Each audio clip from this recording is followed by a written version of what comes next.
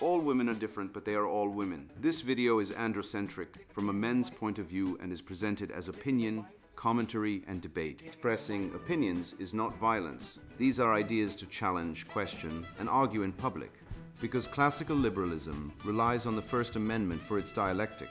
If you are a feminist, then consider this. If patriarchy truly existed as claimed, feminism could not. And if all men are trash and women are equal to men, then what are we to conclude? Women will die for their children, men will die for their wives and children, and God chose to die for all mankind. Authority rolls up with responsibility. If this framing of facts offends you, click off to a cute cat video. Proceeding further will expose you to gamma bias and criticism directed at ideas, claims, institutions, not at any individual's virtue or dignity. Our method follows the 7 liberal arts: the trivium, grammar, logic, rhetoric, and the quadrivium, arithmetic, geometry, music, and astronomy. If this framework is not for you, feel free to exit now. It's no disgrace. Women are wonderful. God bless America. Men are great. Picking a wife, how to recognize quality, degeneracy, reject crazy ones, and training her not to be too BPD, written by Conrad Riker. Available now, links in description. The man who keeps his word is the revolution. How small promises, silent leadership, and strategic indifference expose the feminist lie and the death of male civil rights in a controlled society that wants you dead inside. I once watched a man say sorry to his wife for failing again to bring home the groceries while she stood there with the kids screaming behind her, tears smudging her makeup like battle markings. He fumbled his words, ran a hand through his hair, swore he'd improve. He truly believed he would. And that's exactly the danger. Believing isn't enough. Civilization isn't built on wishes or warm feelings. It's built on kept word, on men whose commitments are forged in iron, not dissolved by the slightest distraction. When a man lets a small promise slip, he isn't just forgetful, he's exposing decay at the root of his being. Schopenhauer was right. Will shapes reality. If your will gives way for a coffee run, it'll collapse when real duty knocks. Yet our world thrives on broken commitments wrapped in excuses like stuff happens. Facebook alters your privacy without asking. That's not an error. It's the Deleuzian control society training you to tolerate betrayal as routine. If corporations can betray you daily, why can't your partner ignore you for days and label it personal growth? Because she learned from the same machine, one that encourages emotional evasion in women while punishing men who insist on reliability as dangerous. Open your eyes. Research from the University of Virginia shows the average woman lies 3 times daily, mostly about emotions, mostly to steer social results. Meanwhile, men are labeled broken for seeking honesty. We're told to express our needs as if clarity is homework, not a basic right, but nature ignores your therapy notes. Nature watches who steps forward when the power fails, when the group panics, when the bank balance hits 0, when the woman acts like you're invisible. That's when the real test arrives. Do you disappear, or do you walk through flame to prove you're not just air?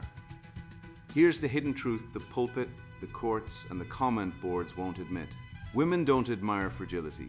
They admire unbreakable resolve. The Terminator didn't say, "I feel sad." He said, "I'll be back," and he delivered. That's why he earned the woman. That's why he's legendary. Meanwhile, modern men are conditioned to collapse at the first cold shoulder, like programmed drones designed to quit when approval dips below a threshold. But the numbers don't lie. 80% of men fail the coldness test. They either plead or vanish, and they ask why they lose the woman, the children, the home, the identity. Look at family courts. 83% of custody goes to mothers, even when they're violent, even when they're hooked on drugs. The UK Ministry of Justice found 66% of false rape claims face no legal action, none, no penalty. But you, one accusation, even baseless, and you could lose your career, your name, your liberty. Police will cuff you before they listen, because in the female-centered myth, men are guilty until proven meaningless. Meanwhile, men are 3.5 times more likely to take their own lives, CDC data, but 90% of mental health money goes to women. Let that settle. We're dying, and they're using our grief to fund inspiration talks. This isn't fairness. This is dominance masked as justice. And every time you apologize for your presence, you fuel it. But I'm not here to sob about it. I'm here to stop it. This book is your defense system.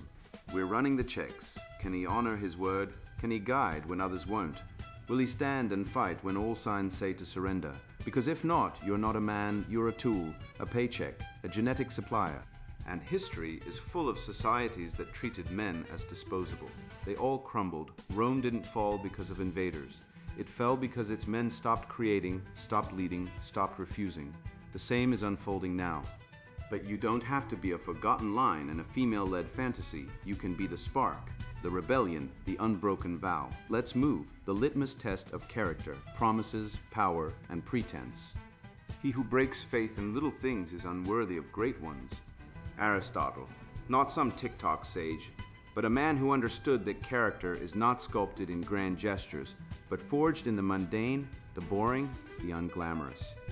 I once knew a man, let's call him Chadwick, because he had the soul of a dead mallard and the moral compass of a feminist therapist who lied every Tuesday about going to the gym. Yeah, bro, crushed legs today. He'd say, sweatless, Netflix, still open on his phone. By Friday, he was lying to his girlfriend about why he didn't pick up her prescription. By month's end, he believed his own lies. He wasn't lazy, he was decaying. And when he finally got dumped for a man who actually kept his word, he called it toxic masculinity that she left him. No, you imbecile, it was character. Your flabby promises rotted your life from the inside, like a diabetic ignoring his blood sugar until the toes fall off. Small lies are not slips, they are symptoms. Nietzsche knew this when he wrote of the will to power not as domination over others, but as the internal force to become what one is. A man who cannot keep his word to return a borrowed book, to show up on time, to text back when he says he will, is not merely unreliable, he is anti-reality. Schopenhauer saw the will as the engine of existence.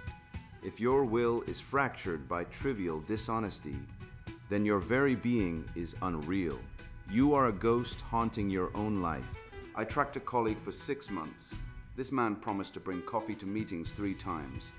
3 times he forgot. Was he forgetful? No, he was incompetent in character. Aristotle's virtue ethics aren't abstract, they are training. Every forgotten promise is a rep in the moral gym. Skip it, and your soul grows flabby. A man who cannot be trusted with a coffee run cannot be trusted with a wife, a child, or a country. And then come the feminists with their linguistic alchemy, turning male reliability into emotional labor. A term so dripping with genocentric poison it should be quarantined. They reframe duty as drudgery, responsibility as oppression.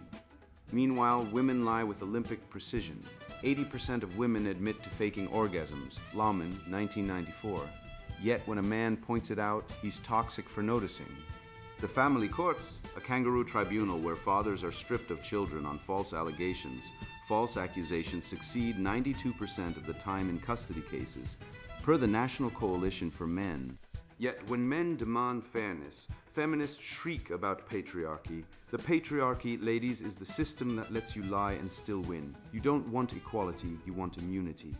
And while you're busy pathologizing men for keeping promises, real women, quality women are out there building lives, not victim narratives. So I started a promise journal, not because I'm spiritual, but because I'm strategic.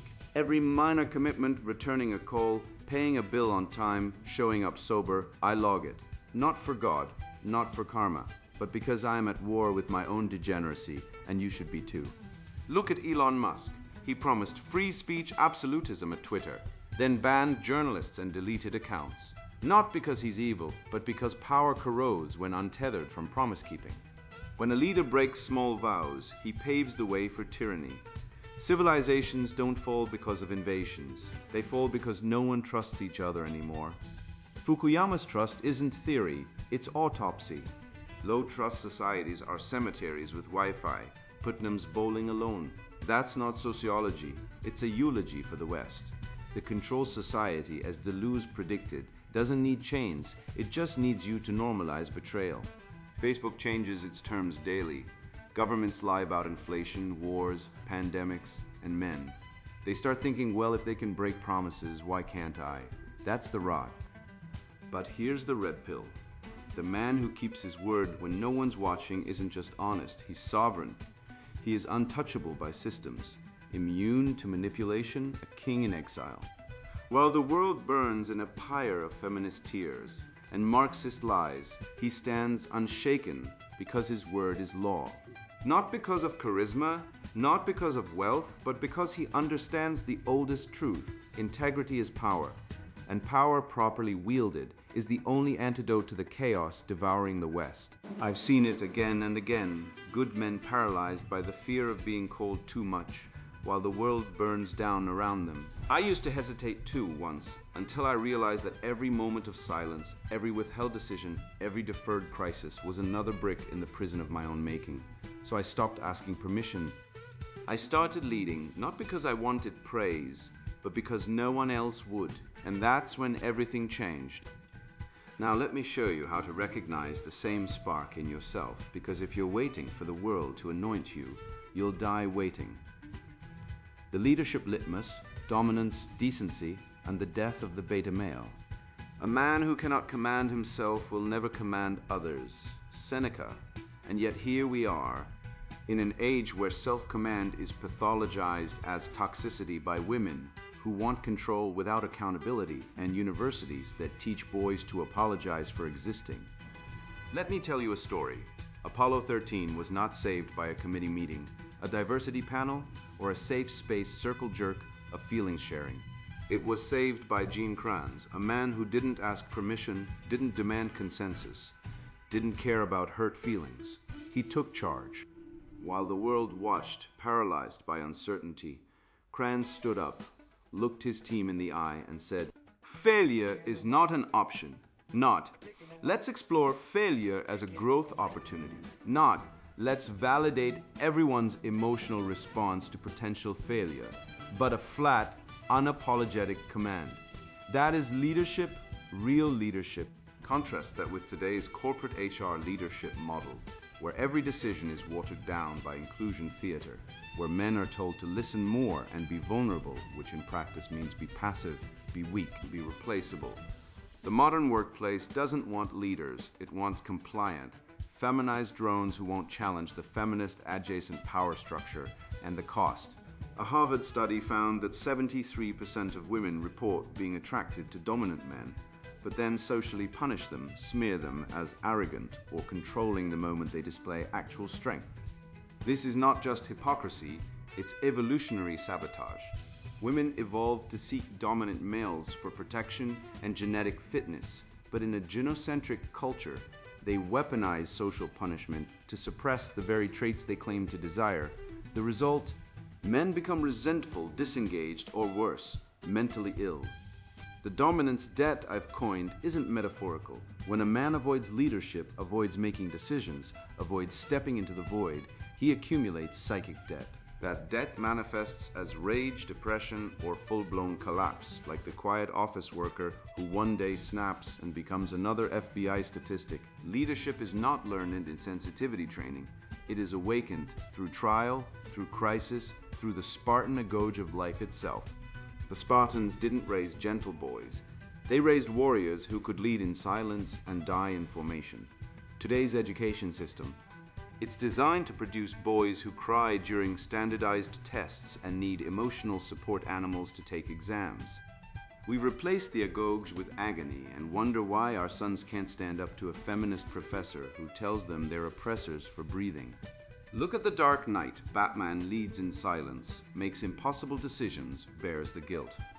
Harvey Dent, he wants the applause, the headlines, the approval. He's not a leader, he's a performer. And when the pressure hits, he breaks, becomes two-faced. True leadership is not about being liked, it's about being reliable, even when hated. Observe any group, friends, co-workers, family, and watch who naturally steps up when crisis hits. That man is operating from Jung's archetypal leader and Peterson's hierarchy of competence. He doesn't need permission because he understands that in the absence of leadership, chaos reigns. This is the invisible throne test. When a room has no leader, who sits? The man who does is not power hungry. He is evolutionarily fit. He's the one who organizes the evacuation, calms the panic, makes the call.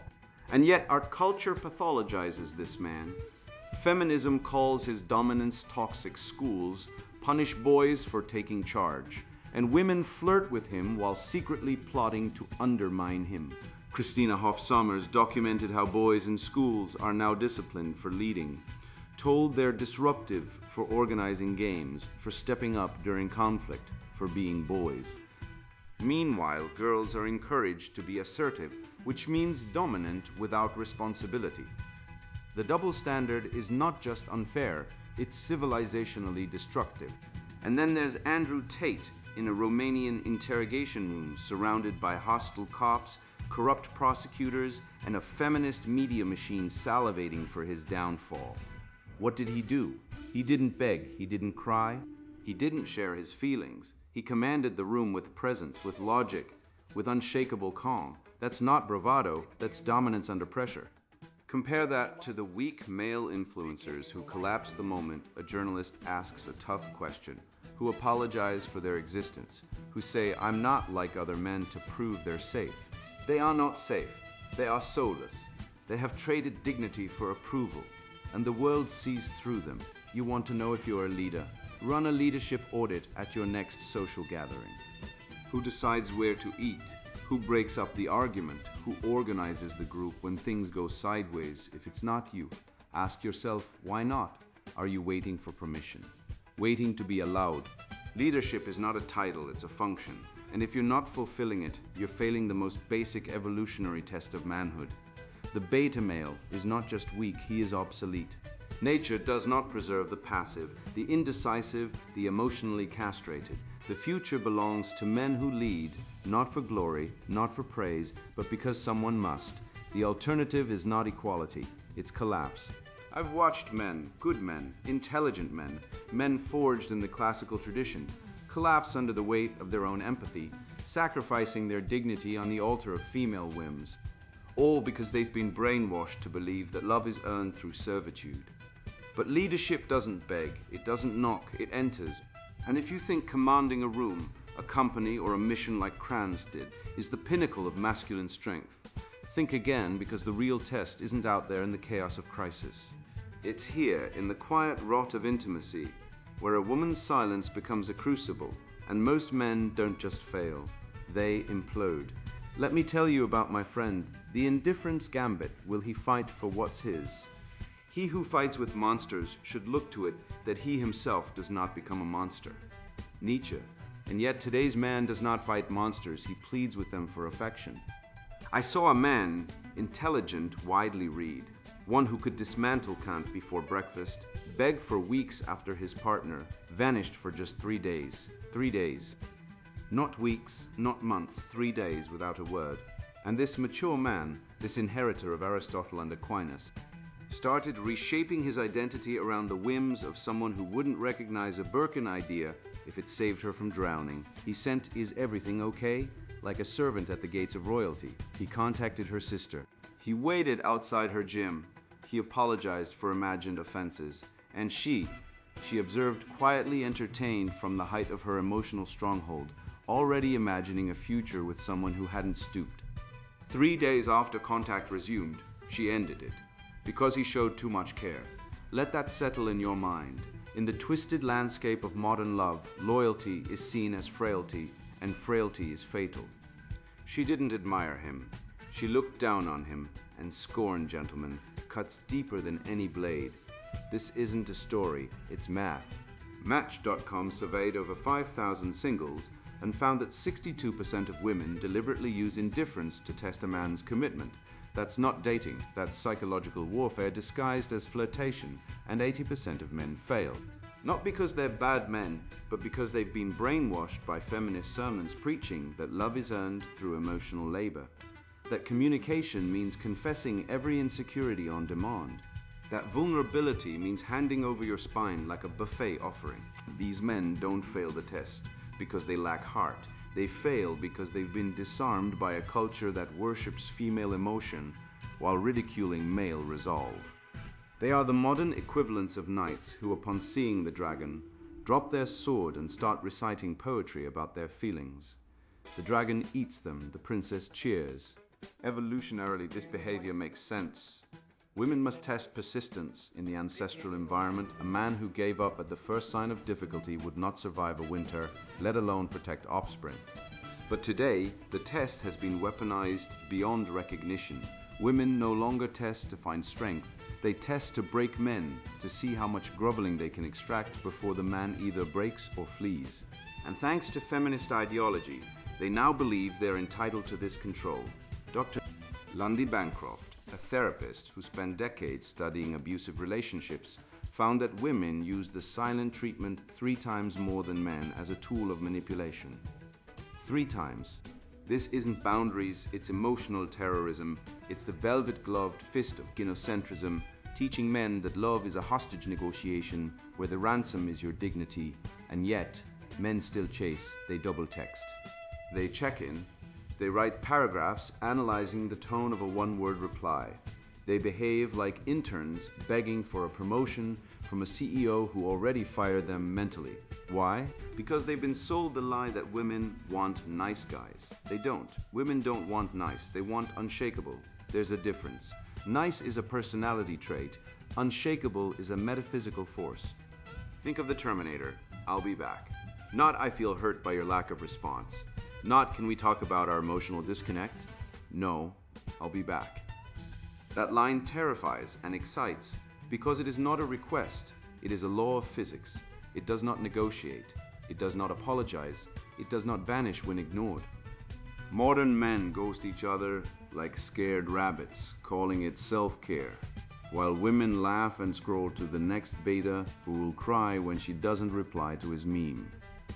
This is where the proximity commitment curve comes in my own model forged in the fires of observation and combat. Emotional distance does not reveal incompatibility, it reveals character. When a woman pulls back, a high-value man does not panic.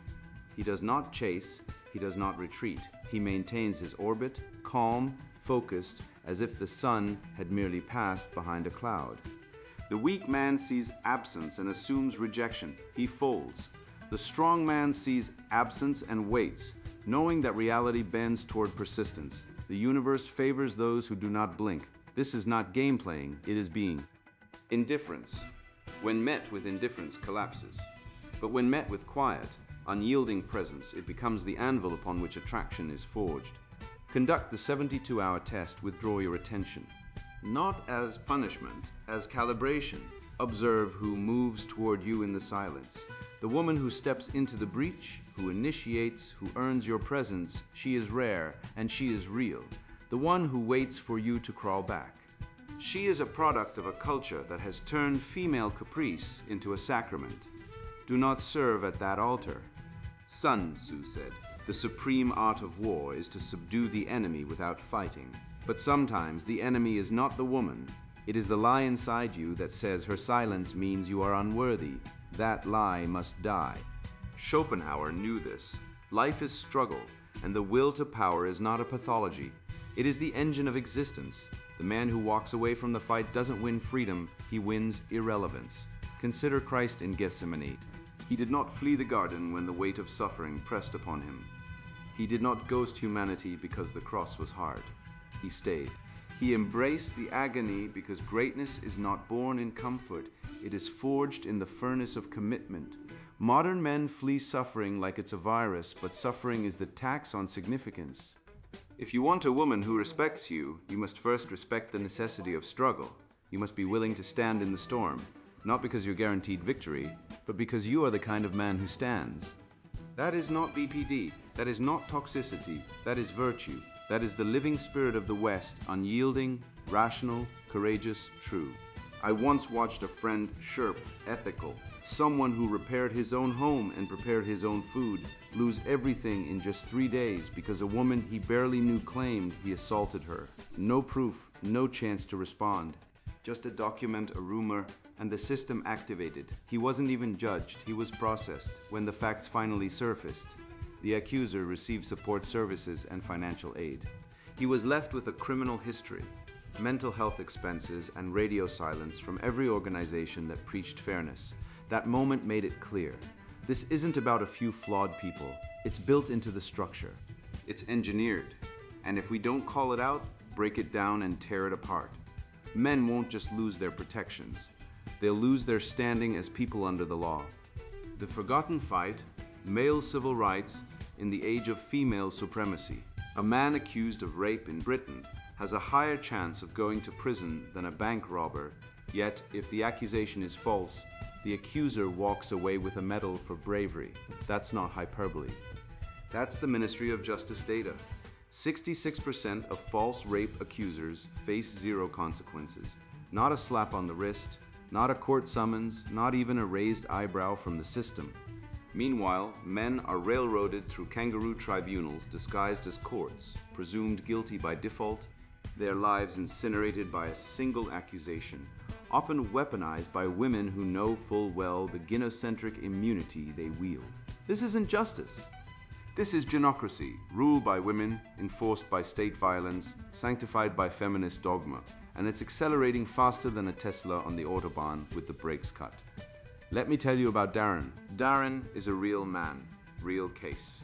Married, 2 kids, worked nights as an electrician. His wife, after a decade of marriage, filed for divorce, accused him of domestic abuse based on a single argument where he raised his voice.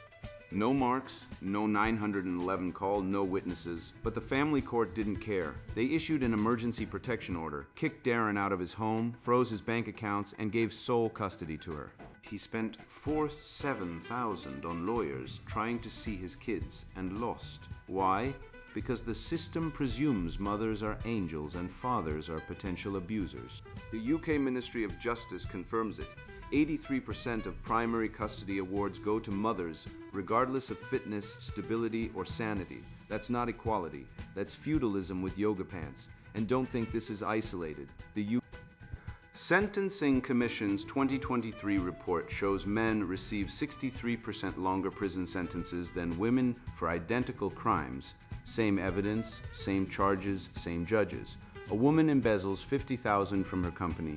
She's under stress. A man does the same. He's a predator. This isn't bias, it's institutionalized misandry. The law doesn't see men as persons. It sees us as resources to be exploited, then discarded. And the media? They cheer it on. Me Too didn't expose predators. It exposed a moral panic, a new McCarthyism with better hashtags. Men are publicly executed on Twitter before they're even charged. Due process? Gone. Presumption of innocence? A quaint relic. The mob wants blood, and they'll take it from any man who dares to disagree. Elizabeth Cady Stanton, the very woman who led the suffrage movement, once warned against female supremacy. She knew that turning one gender into a sacred caste would corrupt justice. But her warnings were buried under the feminist avalanche. Now women aren't just equal, they're superior. They get special bathrooms, special funding, special victim status. Men, we get suicide rates. The CDC says men are 3.5 times more likely to die by suicide than women. Yet 90% of public mental health funding targets women. Why? Because the system doesn't want to cure men, it wants to erase us. Our pain is not pathos, it's policy. The state doesn't care if we live or die so long as we keep paying taxes, fighting wars, and staying silent. I call this the civilizational debt. Every empire that devalued its men collapsed. Rome once, Roman fathers held patria potestas, absolute authority over their households. But when the empire decayed, effeminacy took root. Virtue was mocked, and men were reduced to court jesters or slaves. Greece, the same. Socrates warned of the tyranny of the majority, but today it's the tyranny of the minority, a vocal, hysterical, state-backed sisterhood that treats men like livestock. Angkor Wat? Built by men who believed in duty and order. Now it's ruins, just like the Western family, dismantled by feminist lawyers and gynocentric courts.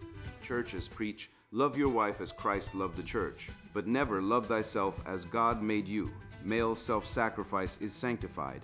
Male dignity is heresy.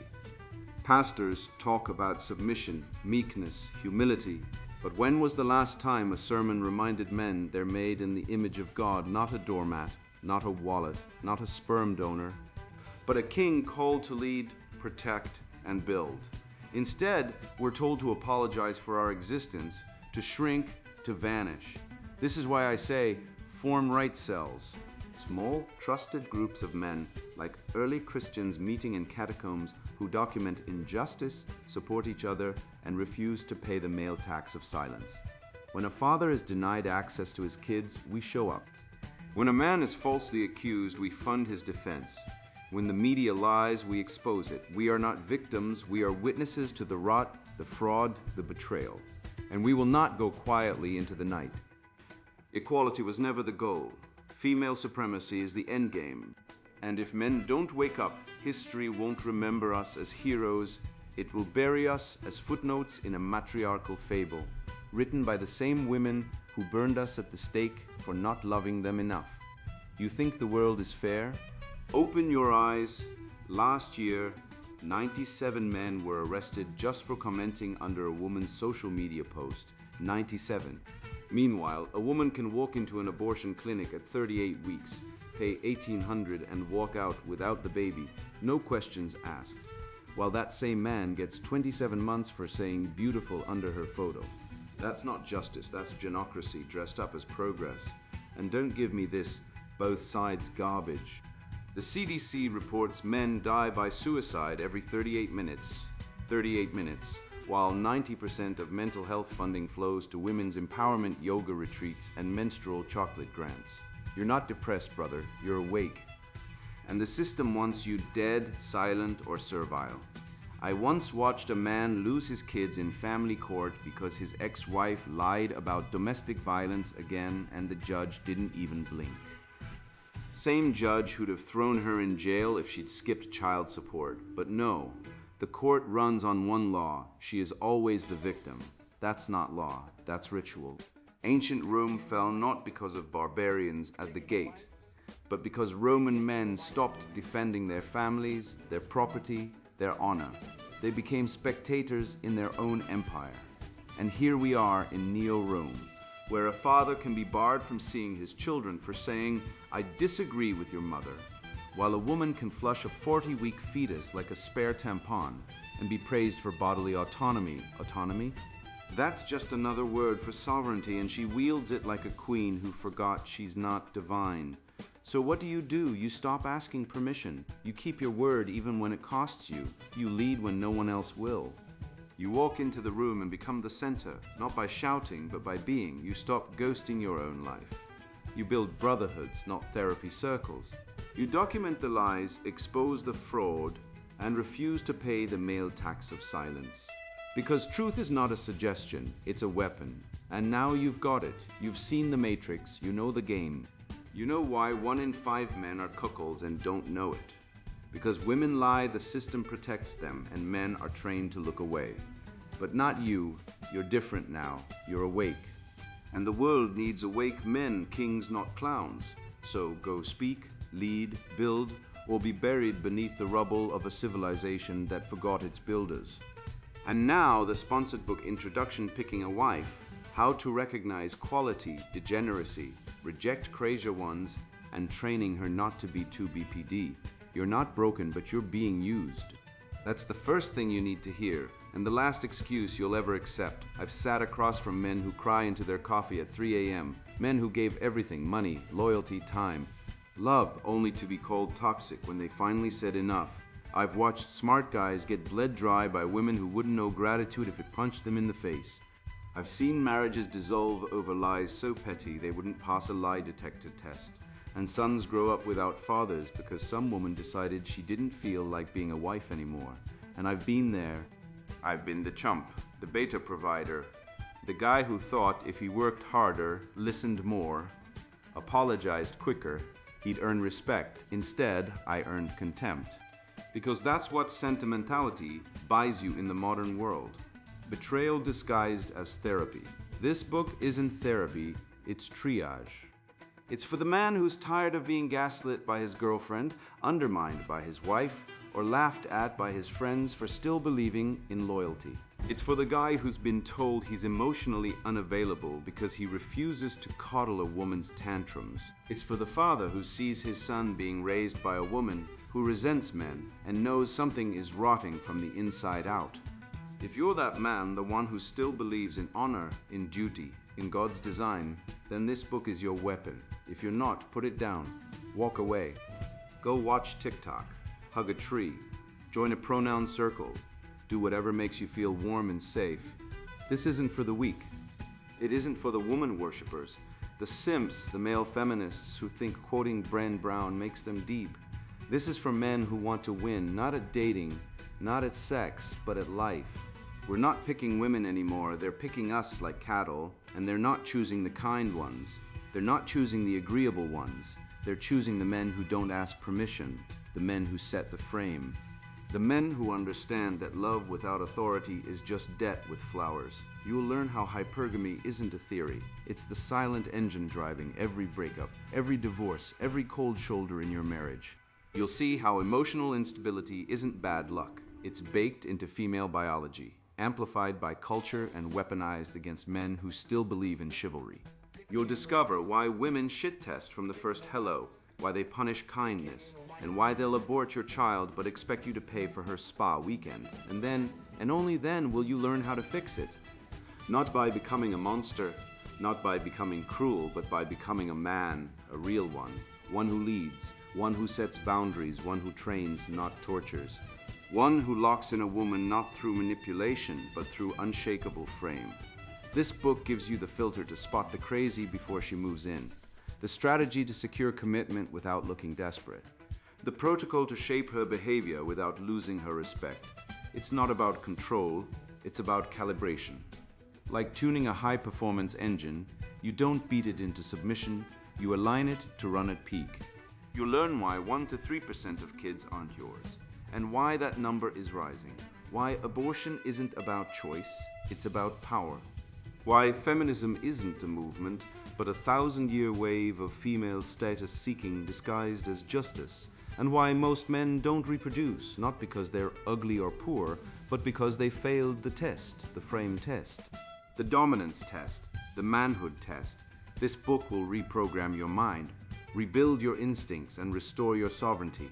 If you're ready to stop being a resource and start being a ruler, read on. If you're not, close this book. The truth isn't for everyone, but for those who can handle it, it's the only thing that sets you free. Picking a wife, how to recognize quality, degeneracy, reject crazier ones, and training her not to be too BPD. Written by Conrad Riker. Buy now. Links in description.